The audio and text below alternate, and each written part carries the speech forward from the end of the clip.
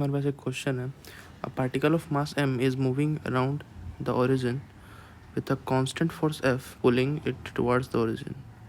If Bohr's model is used to describe its motion, the radius r in the nth orbital of the particle speed v in the orbit depends on n as, ठीक है। कोई m मास का particle है, origin के around move कर रहा है, ठीक है, फोर्स F से, और जो फोर्स F लग रहा है वो इनवर्ट फोर्स है, ओरिजिन की तरफ लग रहा है, ठीक, कुछ इस तरीके का फोर्स है। अगर ये ओरिजिन है तो, अगर इसको ओरिजिन माने तो कुछ इस तरीके का फोर्स लग रहा है इसमें, ठीक है, इनवर्ड। एक ही फोर्स है कोई, तो कोई एक ले लेते हैं, ठीक है, कुछ इस तरीके से, किधर से भी लग सकता है, इसीलिए कोई भी एक। द रेडियस आर दिया हुआ है, ठीक है, तो ये जो लेंथ है यहाँ से यहाँ तक का कुछ अगर ये होगा तो ये रेडियस जो है वो आर दिए हुए है, ठीक है। Nth of the nth orbital, ठीक है, एनथ ऑर्बिटल का रेडियस आर है।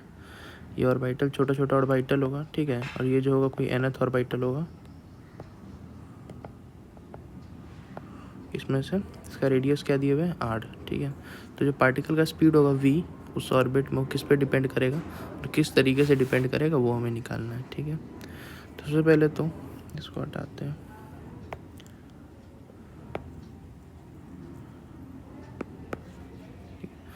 तो एंगुलर मोमेंटम को पहले हम लिखते हैं, तो उसको हम एंगुलर मोमेंटम अगर लिखना चाहे तो एम भी आर लिखेंगे क्या, और is equal to N into H upon 2 पाई,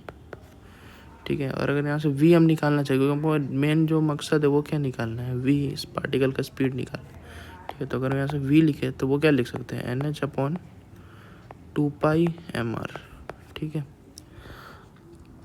और अगर इसको फोर्स वाले फार्मूले में पुट करें तो इसका फार्मूला क्या हो जाएगा, M B square upon R जो होता है एफ इज इक्वल टू, ठीक है, एफ इज इक्वल टू जब हम लोग ने फार्मूला पढ़ा है कौन सा, M B square by R, जो सेंट्रीपिटल फोर्स के लिए होता है, सेंट्रीपिटल फोर्स के लिए होता है, मतलब कि जो इनवर्ड लगेगा उस वाले फोर्स के लिए। तो यहाँ पे इनवर्ड फोर्स लग रहा है, मतलब सेंट्रीपिटल फोर्स लग रहा है, तो इस हिसाब से अगर इसमें पुट करें v का वैल्यू तो वो कौन सा हो जाएगा, m into N H upon 2 pi mr whole square upon r, ठीक है। और फिर इसको हम लोग लिख सकते हैं M N square H square upon ये 4 पाई हो जाएगा, 4 पाई स्क्वायर सॉरी, और एम क्यूब, और यहाँ पे फिर आर स्क्वायर, ठीक है, सॉरी एम एक एम दूसरा एम, ठीक है, सॉरी यहाँ पे एम क्यूब लिख दिया, एम स्क्वायर ना, यहाँ पे हो जाएगा एम स्क्वायर, सब 2 बाई दिए तो एम स्क्वायर, एम से एम एक बार ही कट जाएगा, ठीक है। बचना का यहाँ पे, तो बचेगा यहाँ पे N square H square upon 4 pi square M R square, ठीक है, एफ इज इक्वल टू। और अगर हम यहाँ से आर के लिए देखें रिलेशन, ठीक है, तो आर को लिए हमको रिलेशन देखना है अकॉर्डिंग टू ऑप्शन, अगर देखा जाए सब में आर का रिलेशन है कुछ ना कुछ, तो हमें आर का रिलेशन निकालना है। तो यहाँ से R is equal to R square is equal to लिखें, ठीक है, यहाँ पे होगा आर क्यूब, गलती से एम क्यूब लिख दिया था,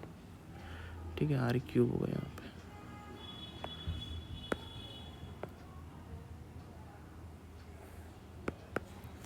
ये सिंपल m और यहाँ आर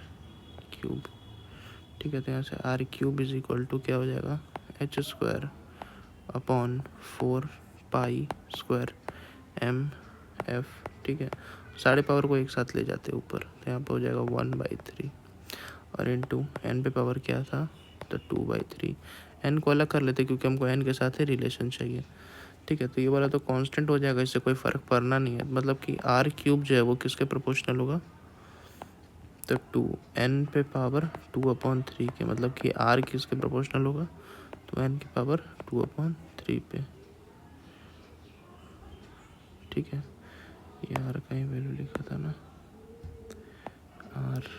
और यहाँ पे आर, ठीक है, आर भी किसके प्रोपोर्शनल होना है, 2/3 के, दिस इज एन। अब हमने एक और चीज़ लिखना है कि वी और एन में, ठीक है, वी किसके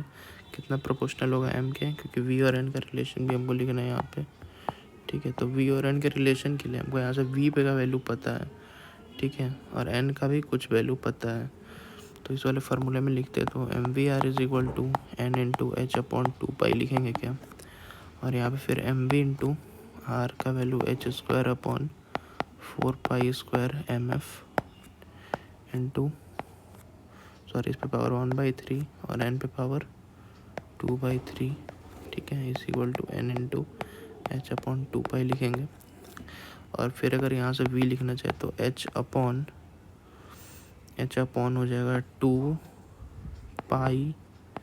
m, ठीक है, और into 4 pi square M F, तो ऊपर आ जाएगा, नीचे में बच जाएगा एच स्क्वायर, ठीक है, और इस पे पावर 1/3 तो था ही, और n इंटू 1/3 हो जाएगा,